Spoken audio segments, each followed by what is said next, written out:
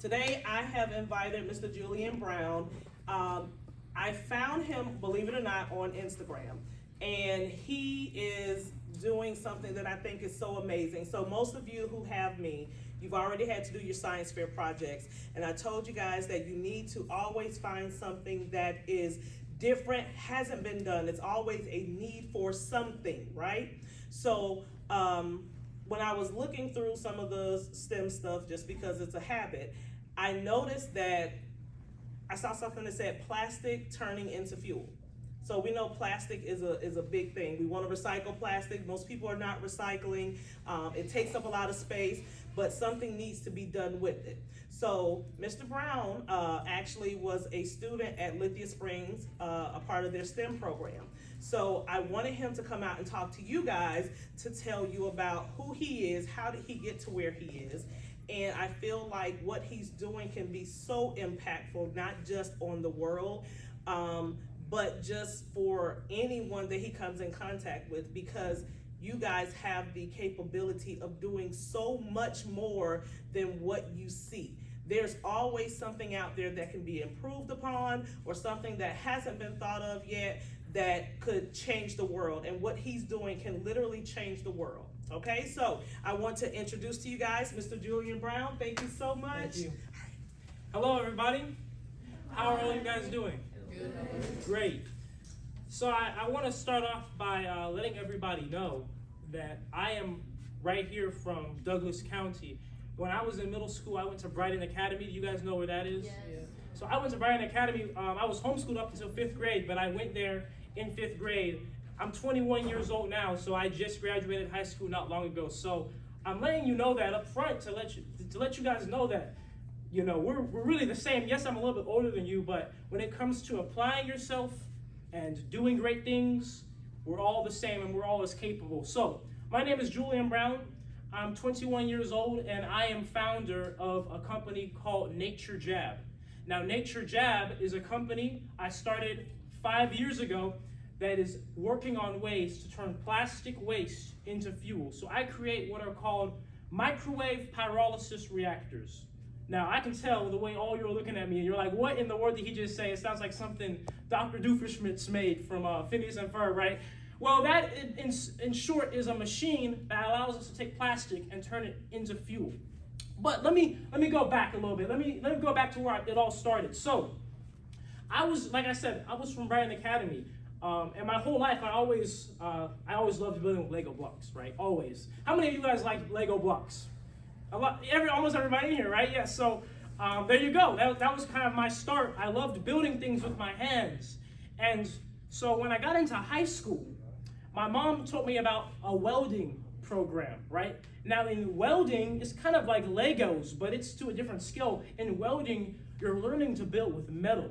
So, you know, like Legos, you can build whatever you want. Like you can build a car, you can build a building. Well, when you learn how to weld, you can do the same thing in real life, like build whatever you want, right? So I was in a welding program. I was currently going to Chapel Hill High School, right? And there's a program at CCI, College Career Institute, right? And any of you could go to this as well when you are in high school. You go there? Oh, there you go. So yes, any of you could go to CCI and yourself, and they have welding programs, they have cosmetology classes, they have all types of different things there. I chose welding because, like I said, I always liked to build, right? Now, prior to this, I was in the 10th grade when I first started gardening. And the reason why gardening is important to what I do is because in gardening, you are, of course, planting things, you're connecting with nature. And something that we see in nature is in nature, there's no such thing as waste, right? In the natural world, we know that we have the ocean plastic, we have landfills, we throw things away. But if you go look at a forest, right, those leaves that fall on the ground, well, what eventually happens to them? Does anybody know what happens to leaves that fall on the ground? Yes? They decompose.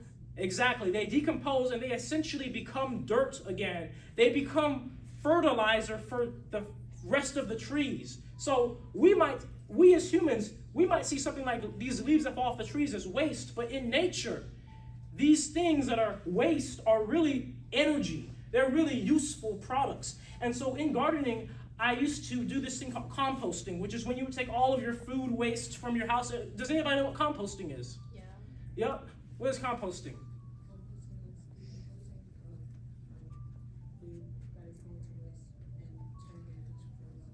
Yep, so you take your food waste, like strawberry stems, apple cores, things that you normally throw away that are just food, and you end up turning them into fertilizer, into something useful. So I would compost all of my family's food waste. And after all the food would turn into like soil again, I would end up seeing a lot of plastic left in this compost. And all I could think is, well, if I'm able to turn food waste into, compost, fertilizer, surely there's something that can be done with this plastic. Now, I'm sure most of all of you know of how our oceans look right now, right? And there's this video on the internet, a very sad video. There's a video of a turtle that has a straw stuck in its nose. And some divers, they go get the turtle out the ocean, and they have to pull the straw out of its nose. It's bleeding. I saw that video when I was in 10th grade, and it just made me so upset because I was thinking up to this whole point, okay, I recycle my plastic, right? I throw my plastic in the recycle bin, so I'm not contributing to the ocean plastic, right? Because I pay for recycling, right? Well, guess what? I did research, and less than 5% of plastic is recycled. That means that if you put 100 water bottles in a recycling bin, only 5 of those will actually get recycled, right? So basically, almost no plastic gets recycled, and we have been lied to when they're telling us they recycle it. In fact, a lot of plastic that we put in our recycle bins here in America, they end up going overseas. They put them on huge ships, and they end up going to, they used to go to China, but now they go to nations like Indonesia and some nations in Africa. They can't do anything with it. They end up putting the plastic in rivers. The rivers take it to the ocean.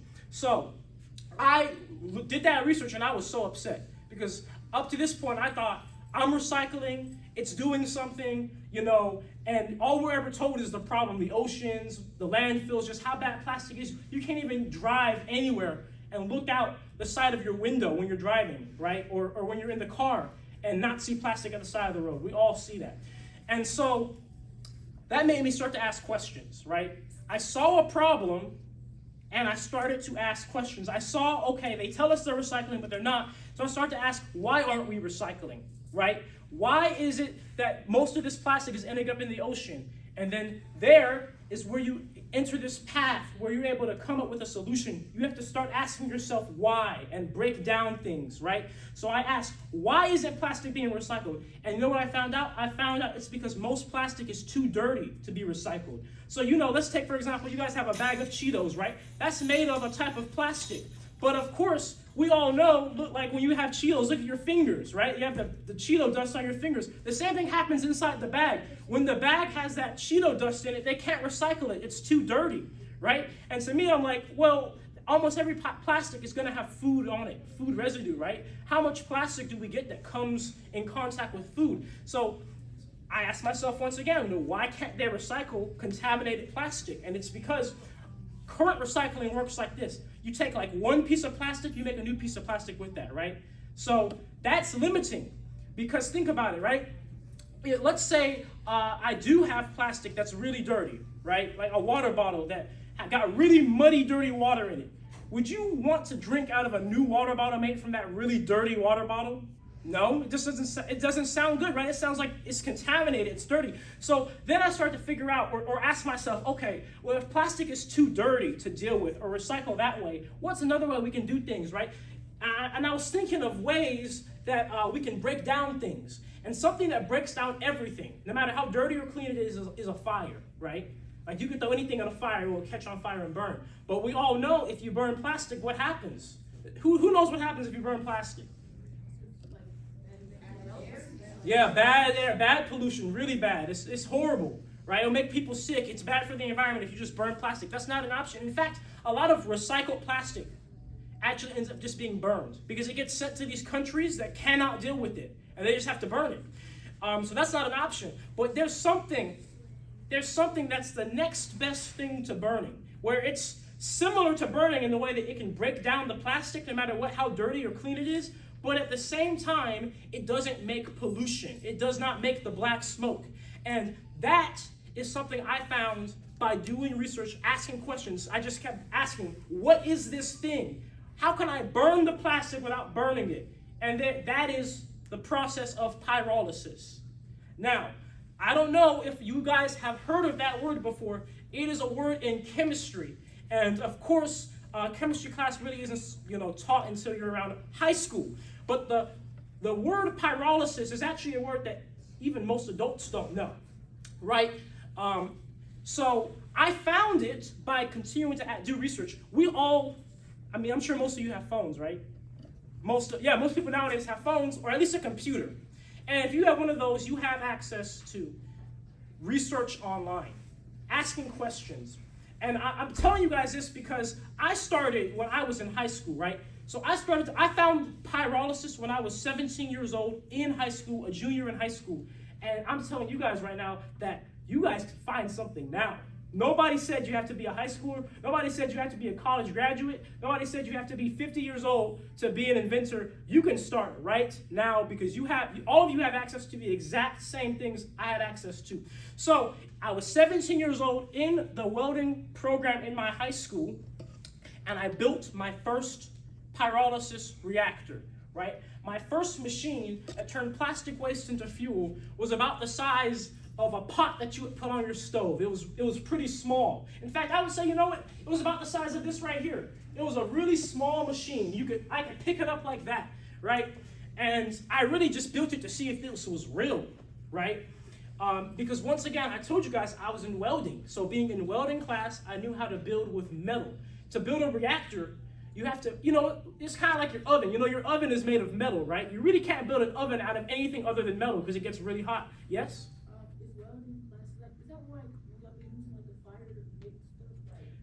Yeah, so it's not exactly fire. We do use fire, but in welding, a lot of it is using electricity to melt metal together, right? And almost everything in this world is welded. Even these tables, the legs of these tables were probably welded, for example. And almost anything that's made of metal coming together is welded. So I knew how to weld and put things together with metal, so I put together my first reactor, right? It had to be made of metal. It gets really hot in there. And so the process of pyrolysis is broken down like this. So plastic, how does it work, right? Plastic is actually, I'll ask you guys first. Does anybody know what plastic is made of?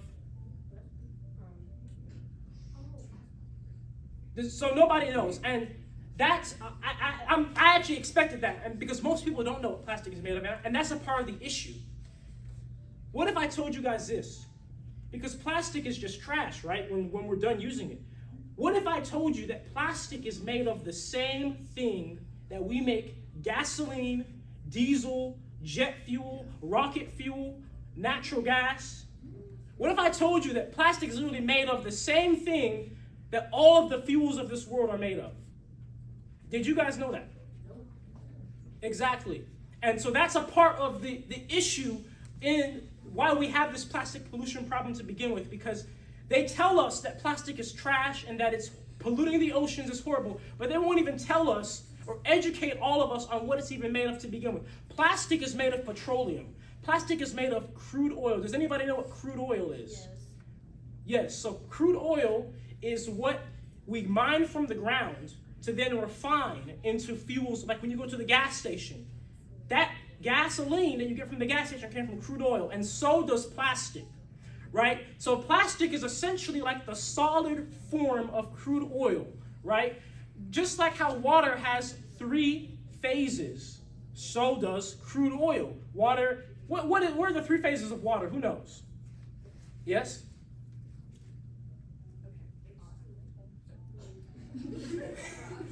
Yes?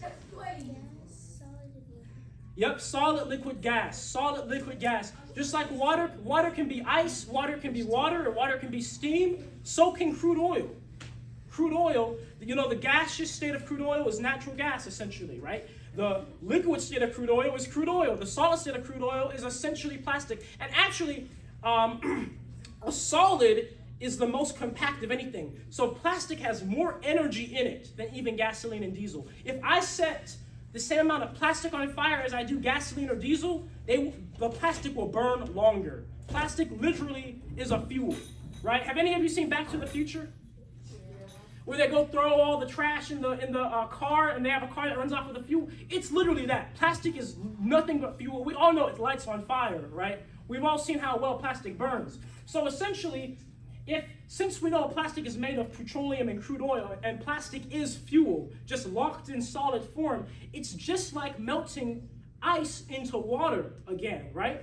So this reactor works on the principle of plastic is put in there, but plastic is put into this chamber that is heated up, but the chamber is not open to the air. There's no oxygen or air in that chamber. So we talked about burning plastic, right?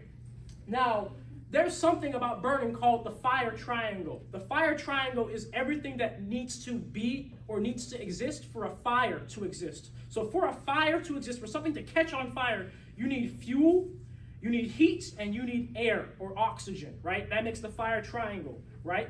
And so in the case of plastic, let's say we were setting plastic on fire, the fuel would be the plastic, the heat would be, well, the heat of the fire, and then the air would be the air around us. But in this chamber, there's no air, right? So like, let's say that this was my machine, right? Like, look at this, right?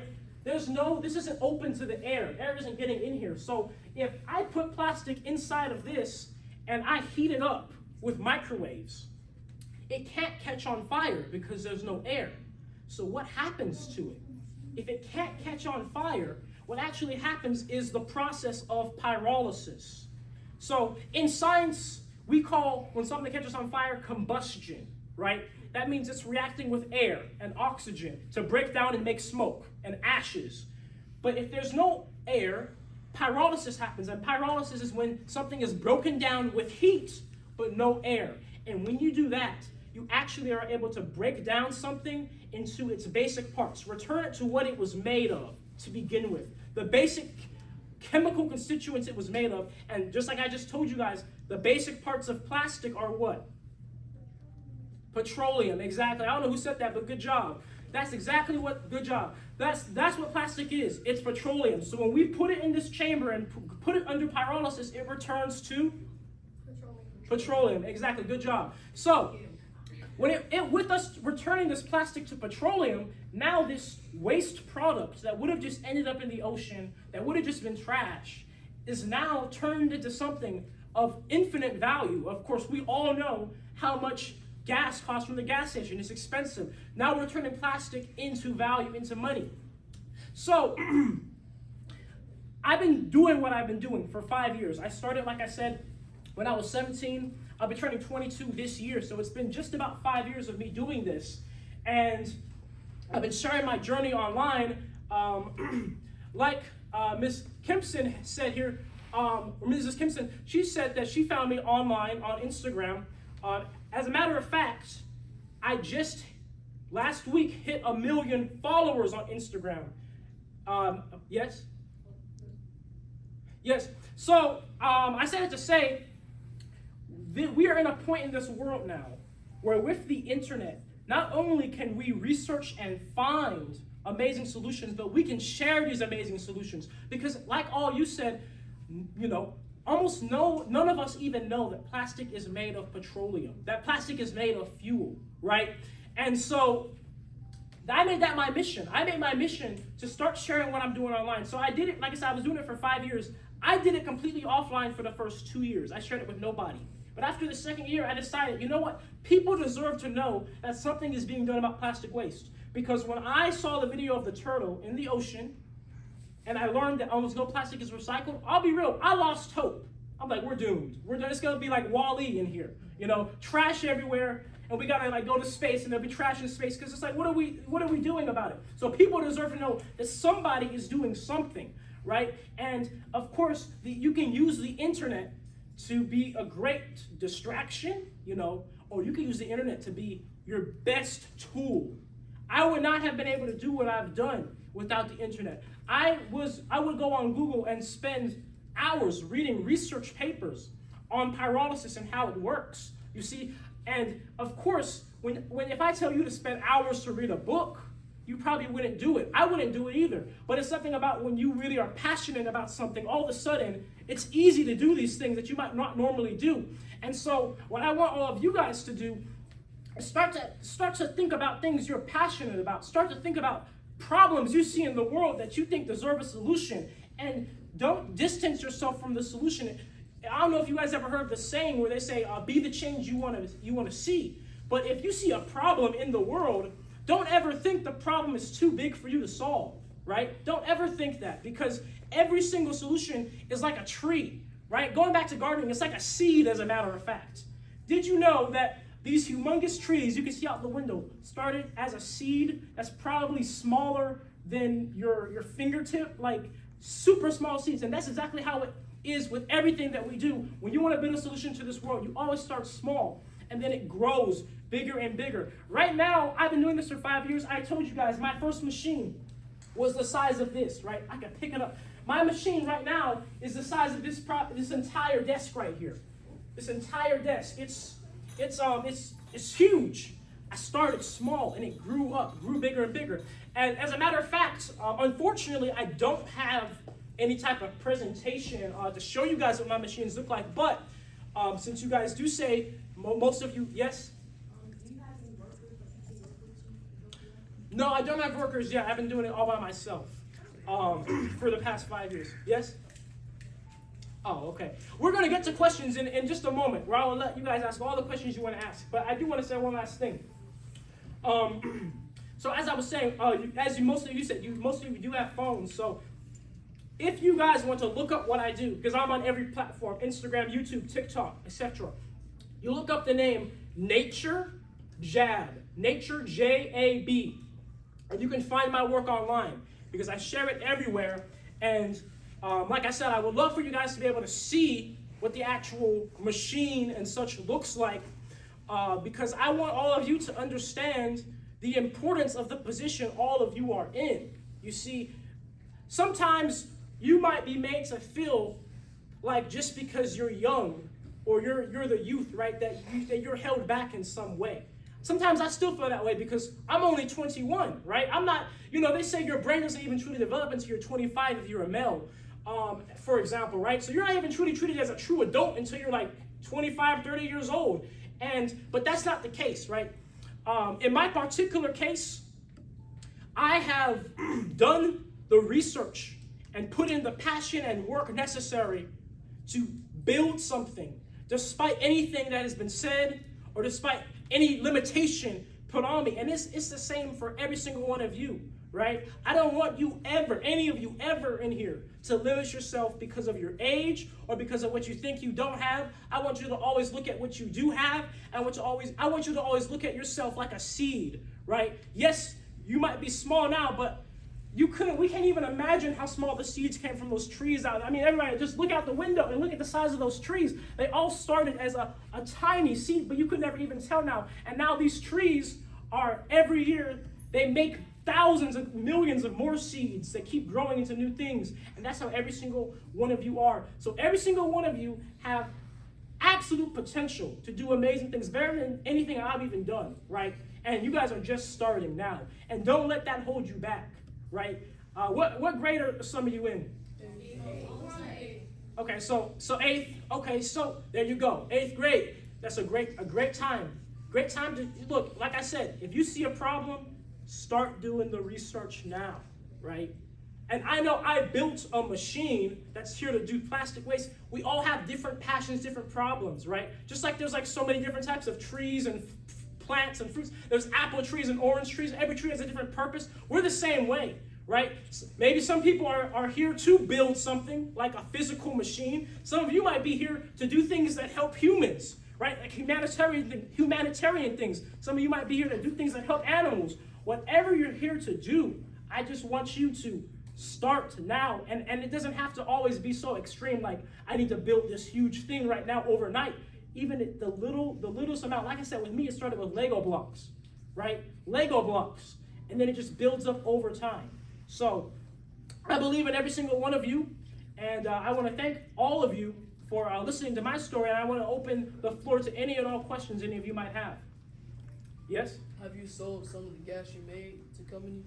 No. So right now I'm still in the prototype phase, where I'm still building the machines and getting them done. But once they're out of that phase, I'll actually be selling the machines themselves to governments and companies. Yes? Did you attend college, and if so, which college are you attending or graduating? I did not attend college, it started like this. I started this when I was 17 years old in high school, and as soon as I got out of high school, I just kept working on it, right? So I ended up just focusing on that instead. Yes? On your Instagram, YouTube, and all that, do you have pictures of the project that's working? Yes, I do. Yes, I do. Yes? How do you heat the machine? So my machine is heated with microwaves. Essentially, I saw it like this, right? There's plenty of different ways you can turn plastic into fuel, and the most common way is what is called a traditional pyrolysis reactor, and that's when you have a chamber, like I said, like let's just use this as an example, and you have a fire that's under it, and that makes the container hot and heats it up and breaks down the plastic. And I did that for a little bit, but I started to get into microwaves because I realized something, right? Think about it, I'm gonna ask you guys a question, and we all should know the answer to this. If you're trying to cook a Hot Pocket, what's quicker, the oven or the microwave? Microwave. Yep. What cooks it to a point where it's like almost too hot for you to eat, right? The oven or the microwave? Yep. So that's a very great point there. What's your name, by the way?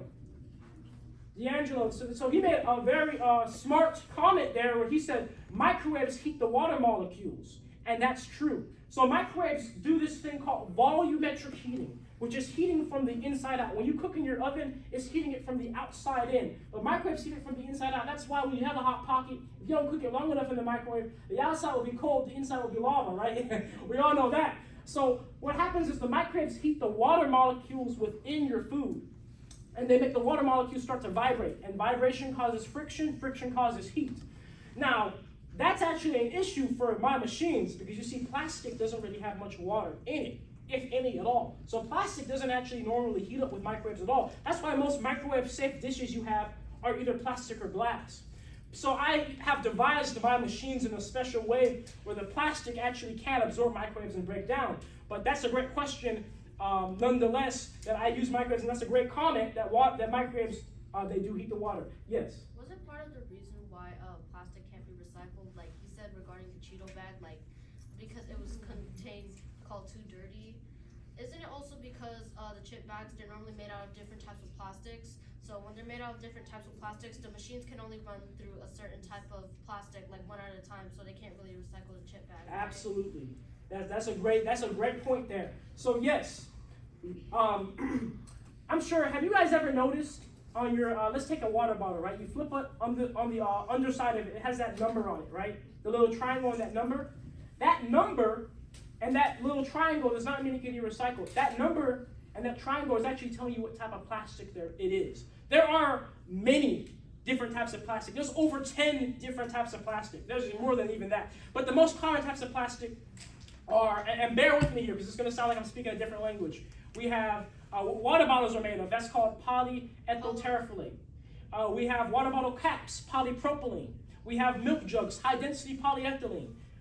We have like Walmart bags, shopping bags, low-density polyethylene, right? And there's plenty more types of plastics. And there's some that are categorized under different things. And when you have like a Cheeto bag, like what you're talking about, it's actually called an MLP, a multi-layered plastic. Because if you look at a Cheeto bag, it's plastic, but there's what looks like metal on the inside. It's aluminum on the inside. It's aluminum, and then after that's built off with different types of plastics for different purposes, like to keep the bags fresh, not greasy, and stuff like that. Exactly. So you're very educated on that. Great. And so you have all these different types of plastics in one bag, and there's not a machine that exists that can like turn all those different types of layers into a whole new bag. And so unless you have something that can truly just destroy the plastic, like either burning it or having a pyrolysis reactor, those plastics are doomed to just be thrown away, right? The great comments. What's your name? Ruby? Oh, well, thank you very much for those comments there. Any other questions? Yes. Where are you getting your plastic from now? So I get my plastic from my family, from my local community people. Like I used to do karate, my karate teacher. I used to do boxing, my boxing gym. And then I also accept plastic from people. So people oftentimes will ship me plastic. Like I said, I do have a large following online of people all over the world. So if people some people really don't want to throw away their plastic. They don't want it to end up in the landfill or ocean. So they'll ship it to me, and then I can truly recycle it. Great question. Yes? What steps did you take to start your business and how did you get yourself out there? Great question. So I started, so the truth is this, I have been a business owner for a long time, even before this business of turning plastic into fuel. Before this business, I had a jewelry business, and I had my own welding business, and my own handyman business. And so when it comes to starting a business, since I've started up to this point almost 5 businesses, it's almost always the same thing when it comes to starting a business. When you start a business, there's always a risk. Always a risk and always a lot of work up front that you won't get paid for, right? Those are the most common things. So the risk is usually the amount of money you have to put in up front. For example, my first machines, right, I was paying 100% out of my own pocket, every part. And I was not making any money off of it, right? $0. I wasn't sharing it online, anything. So I was, even though my first machine cost about $700, which isn't that much compared to what I do now, that $700 was a lot because I was just a student putting together something, barely making money here and there. That's the risk. And then all the work that goes into it, right? You have all the labor when it comes to building it and all this, and you're not getting paid for that. All you have is your faith and belief in yourself that you're going to do something with this. So this applies to any business ever that any of you would do. I know there's some of you in here that will be or probably already are entrepreneurs. And so you always have a risk, and you always have that place of, okay, all this hard work, you have to believe in yourself. And you have to believe that you can make it work, but you also have to always be ready to learn. When you're starting any type of business, you have to be ready to change courses if there's a better way to do things. Like I said, when I first started, I had my machines running off of a fire, and I found out just by doing it, that's not good. So I completely switched and moved to making my machines operate off of microwaves. Now here's the thing, if you go look up plastic into fuel reactor on YouTube, you can find videos from people from especially some different other countries overseas, like India and China, for example. They'll have videos of people building homemade small machines that run off of a fire. It's pretty easy. There's guides online to do that, right? Relatively easy if you know how to weld. But to make one that runs off of a microwave, to this day, I have not been able to find anybody that has shown how to build a microwave reactor yourself at home. And so that's why I started to share it, because I'm like, nobody's saying how to do this. I had to just kind of figure it out as I went. It was very difficult, but I was willing to go into a difficult path because I realized that that's what needed to happen, right? So that applies to any business. You have to always be ready to learn and to adapt.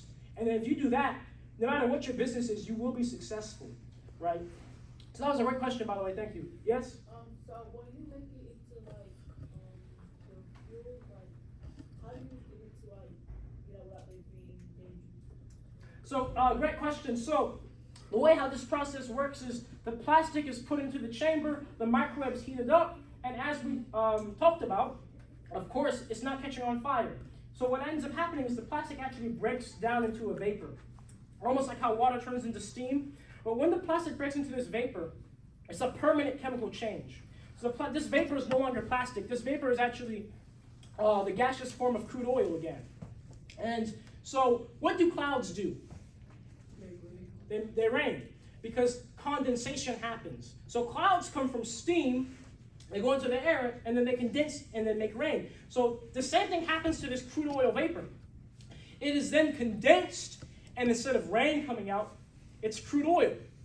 And that crude oil, well then, I can collect that crude oil, right? And crude oil, if any of you have ever seen it, it's kind of like brown or black, it's dirty. You can't really put it in an engine, right? So then there's another process it goes through called refinement or distillation. So I refine this crude oil that's dark, it comes over, and then once I refine it, it becomes golden. It becomes golden like gasoline that you get from the pump. And then that goes right into engines. And then that specific gasoline or the gasoline alternative that comes over, I have absolute control over what it is, what it's made of. So I can control how clean or dirty that is, right? Based on how my machine is built and how it operates. So great question. Any other questions? I have a question. Yes. So, I saw one of the interviews you did, I believe it may have been Fox 5, where you talked about the explosion. Mm-hmm. Can you please explain, during that time, what made you continue to push forward? Because most people, when they have a setback, they don't always continue. So what was your drive to keep going? Absolutely. So, I forgot to mention this in my story, but just last year in the beginning of summer, at the end of May, my machine exploded, and I was caught in the explosion.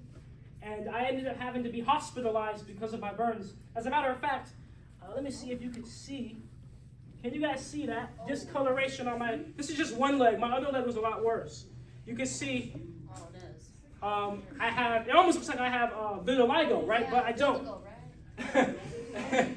Yeah, so I was burned. I had second-degree burns on both of my feet. I couldn't walk for almost a month. From my machine, I made a mistake. It kind of goes back to what I was just saying earlier about you have to always be ready to learn with a business, right? But that time was really tough. It was a very tough time because, you see, of course, the burns hurt, and it sucked not being able to walk, but I was set back. Up to this point, I was building these machines in my parents' backyard, right? But after I had this huge explosion, they said, get out. They said, you gotta get out of here. And so I was stuck now because I was like, okay, I gotta get out in the backyard. I can't run the machine there anymore, but I don't know where to go. And I had to, at this point, doing these machines was my full-time job. So I didn't have any way to make money unless I was working on the machines. But I couldn't do it. So for 5 months, I was searching. I had to search for land, a property to get where I could run the machine. And so this space was so tough because, of course, you're set back, you're hurt, and then, it's a great time to get discouraged, right? Most of the time, when we go through things that are such a setback, our minds for a second will tell us, why we should give up, right?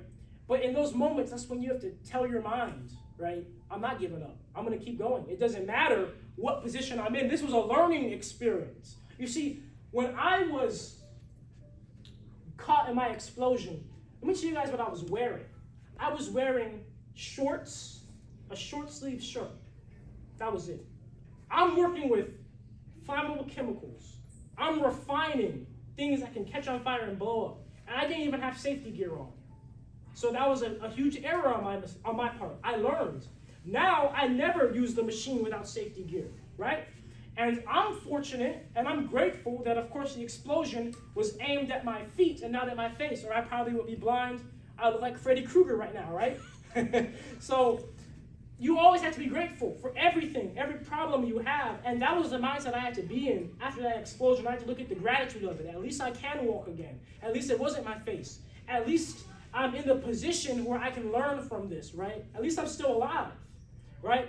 As a matter of fact, my mom said the explosion, because she was at the top of the house when it happened. Like, she was at the second story, and she saw it out the window. She said it looked like a mushroom cloud, and I was in the middle of it, right? So it was an absolute blessing that I survived out of that. Yes?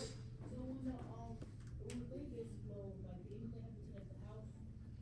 Well, I had my machine really far away from the house, but it was near a tree, and that tree, half of it got like charred, right? So the tree is very tall as well. So, like I said, I'm just blessed that I'm out of that and I survived. But, when you're starting a business, when you're doing anything, when you're focusing on your passion, when you're building what you want to do, you might not have an explosion, but you will have something that happens that is really tough. It's just how life works. You will at some point in time. And no matter what happens to you that's tough outside of you, right? Because like the explosion, that was outside of me. It wasn't within me where I was set back. The setback, or if you give up, whether you keep going or quit, is within you. That's your mindset, your spirit, how much you believe in yourself and what you're doing. So if no matter how hard something can get from the outside, I just want all of you to always remember to believe in yourself.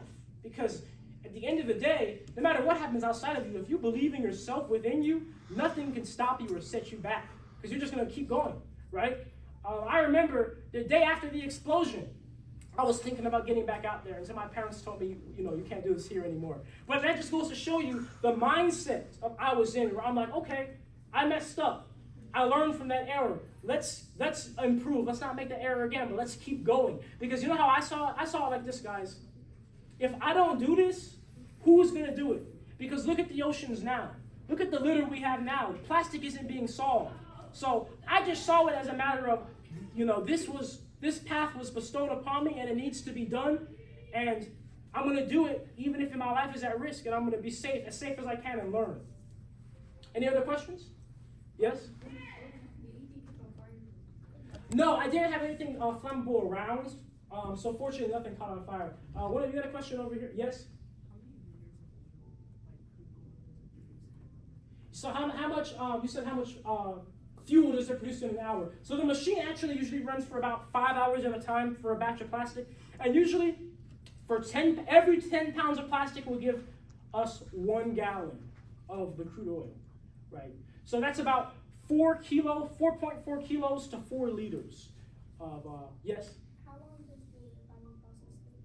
So the machine operates for 5 hours, and then the refinement process is about, it depends on how much you have in there at once, but on average it's about 3 hours. Yes? And what do you do with the oil, with the oil that you produce? So the oil I produce is then refined, right? And then once it's refined, it's made into, like a gasoline alternative, a diesel alternative, jet fuel alternative. And I take those alternatives, and right now I'm doing testing with them to see, do they work in engines? So I'm sure that might be a question a lot of you have. Yes, I have put all of my fuels in engines. The beginning of last year, I ran a diesel truck off of my engines right here in Georgia. Just in December, I went to Texas, and I met a guy, a really cool guy. His name is Dr. Parkenstein, actually. You guys should look him up, too. He's pretty big. He has, I think, 1 million on TikTok. He does stuff with electricity. But nonetheless, he had a 1928 vehicle, a car that's almost 100 years old. I ran it off of my fuel. And then in September of last year, there's another guy you guys should look up. His name is Moses West. He makes machines that take air and make water out of the air.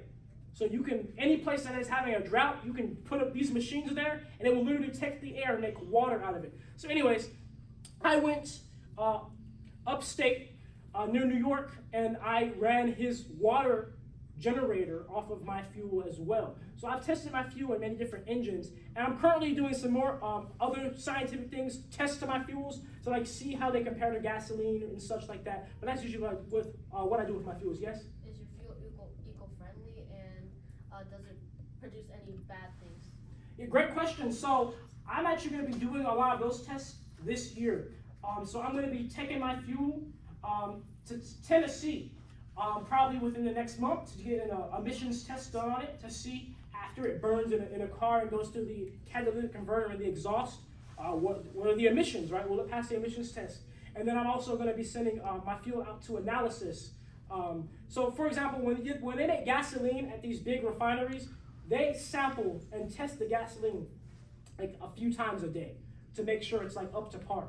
And so I'm going to send my gasoline alternatives and such to those types of labs to see and make sure that it's eco-friendly.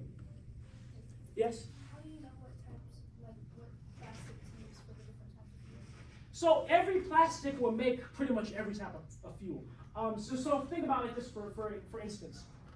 If I put plastic bags in my machine, plastic bags will give me crude oil. If I put milk containers in my machine, they'll give me crude oil. But that crude oil product will be made up of different amounts of a gasoline alternative, a diesel alternative. So let's say plastic bags might give me mostly the gasoline alternative, or what I call plastiline, right? And maybe milk containers will give me mostly a diesel alternative. That's the only difference. And I'm able to tell which is which because, for example, every fuel has different properties. So what would happen if you have gasoline and you drop a match into it? A lit match. It gets on fire. Yep. Let me ask you guys this. What happens if you have diesel fuel and you drop a match into it? It won't even catch on fire. Diesel won't even catch on fire. If you could drop a lit match, you could hold a lighter to diesel. Don't do it. Don't do this. I'm just telling you that it wouldn't catch on fire because there's different characteristics and properties to every fuel, right? So I can tell when I'm making my gasoline alternative, my diesel alternative, because I do tests like that to see. That's called the flashpoint test. Yes? So what's the difference between gasoline and what's the difference? Yeah, sure, great question. So the difference between gasoline and diesel, there's a few different reasons, but the biggest difference is what is called the flash point. And that goes back to what I was just saying before. The flash point is basically the temperature in which something will catch on fire. Like I said, you could take a lit match, you could take a spark.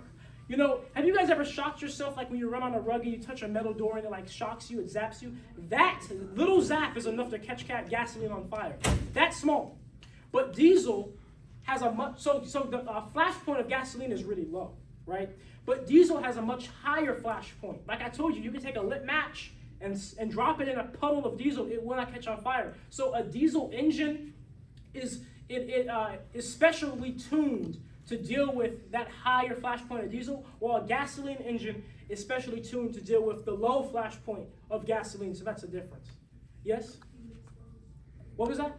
You mix those two together? No, you can't mix them together and put them in an engine. I saw you had a question?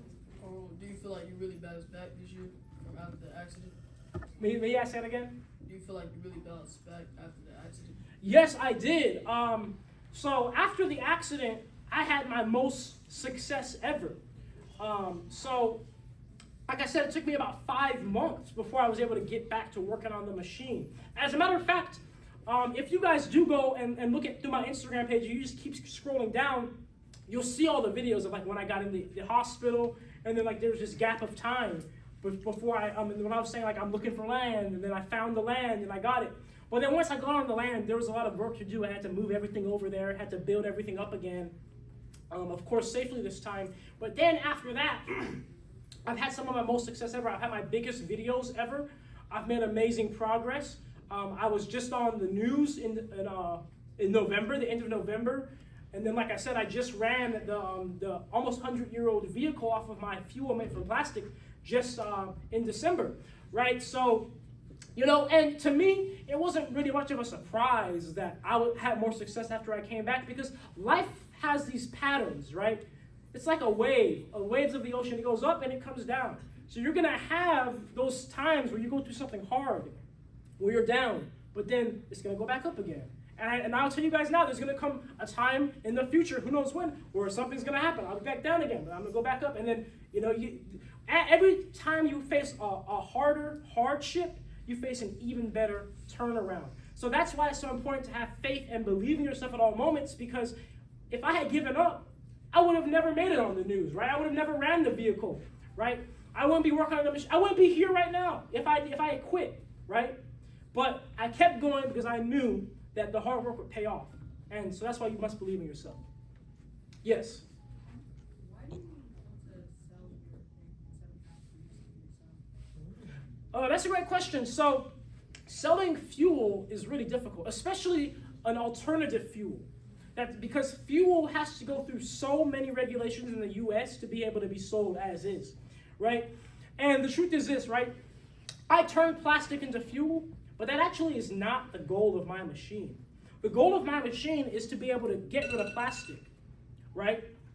I always told people, I don't care if it turns the plastic into dirt. As long as we are able to destroy the plastic and get rid of it to where it's no longer an issue, that's all that matters. It just happens that I turn the plastic into fuel. So people that come to me, whether it's governments or companies or countries, they're interested in the machine because their countries or their states or wherever they are hurting from plastic waste. I'll answer one more question. Yes?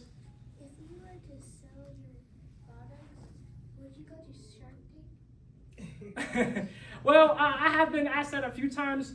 I'm currently not interested in Shark Tank now, primarily because it's too early, and also because I want to make sure that I retain ownership of what I do, because I believe in my vision and how I want this to be in the world. But with that being said, thank you all for your amazing questions. Thank you all for listening to me speak. We are out of time, but thank you all so much.